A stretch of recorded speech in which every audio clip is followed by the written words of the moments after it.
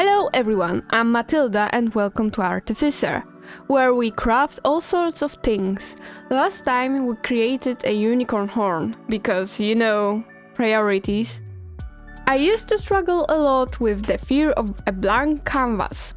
That feeling that if I make the wrong brush stroke, I will somehow ruin everything forever.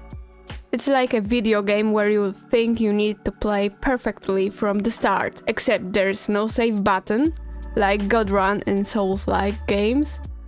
But then I found a trick. I saw in a video, link in the description, that staining the canvas first and making a rough sketch helps a lot. It's like warming up before a workout, except instead of stretching, you're slapping some color onto the canvas to scare away the void. Ever since then, I always stain my canvases before painting, and you can see I did the same here.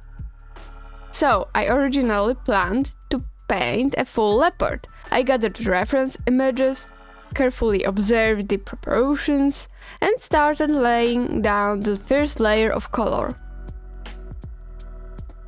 But something just didn't feel right. You know, that feeling when you try on a new outfit and it technically fits, but you just know it's not you? That's what happened here. Instead of forcing it, I did the only reasonable thing, grabbed a paper towel, wiped away most of the paint, smeared it all over the canvas and embraced the chaos. And just like that, my leopard magically transformed into a lion. A very sneezy, possibly angry lion. Another thing I've been working on is fighting my inner perfectionist. I tend to think that every stage of painting should already look perfect. And if it doesn't, I must have failed. But here's the thing, painting is alive, it evolves, decisions aren't final, at least with oil paints. Because as you can see, I can just erase my entire cat crisis and start over.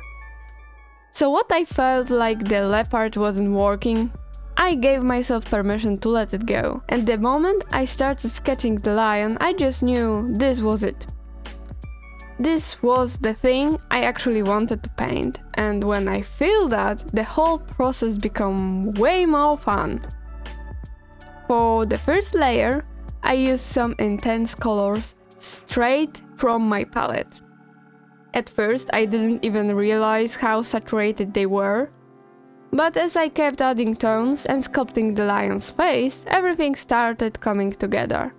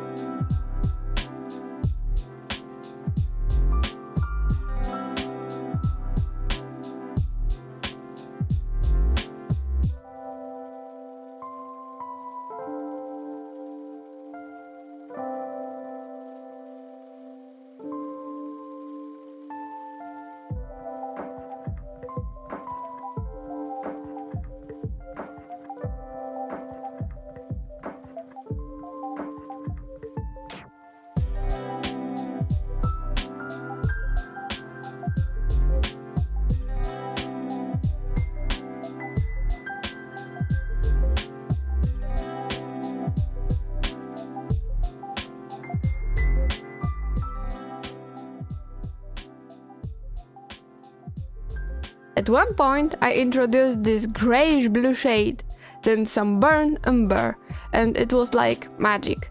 The color just clicked, completing each other and making the lion look more realistic.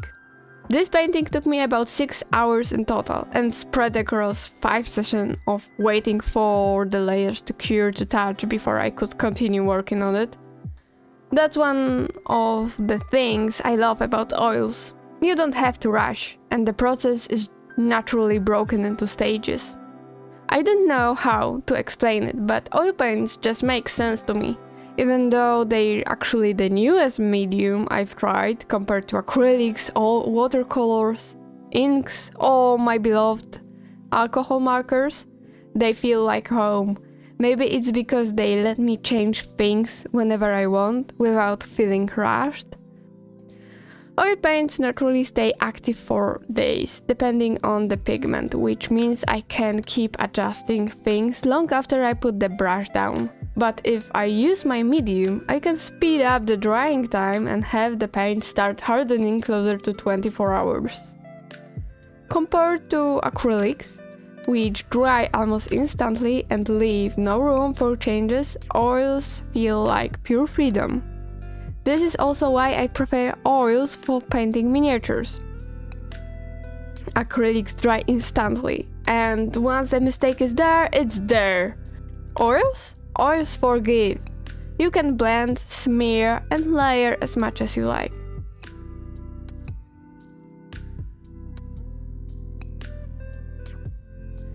And speaking of layering, here you can see me blending, adding different textures, and even using a palette knife for the whiskers.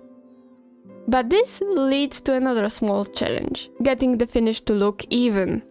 Since oil paint takes months or even a year to fully cure, different parts of the painting can dry at different rates. When I finished the whiskers, I noticed they had a matte sunken-in appearance compared to the rest of the painting. They looked almost like an extra layer sitting on top instead of blending naturally into the piece. To fix this, I used a technique called oiling out. This involves applying a thin layer of painting medium over the painting to feed the paint and even out the surface. It helps restore the depth of color and ensures all parts of the painting have a uniform sheen. In this case, I used 2 thin layers to achieve a nice satin finish. Normally, varnish would also be an option, but since I don't have enough space to properly apply varnish to paintings right now, oiling out was the best solution. Varnish is still the final step for long-term protection, but it should only be applied once the paint has fully cured.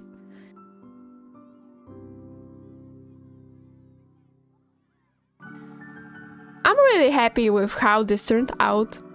If you'd like to see more pictures of the finished piece, they will be on my Instagram. Sometimes the canvas has better plans than we do, and honestly, I'm totally okay with that.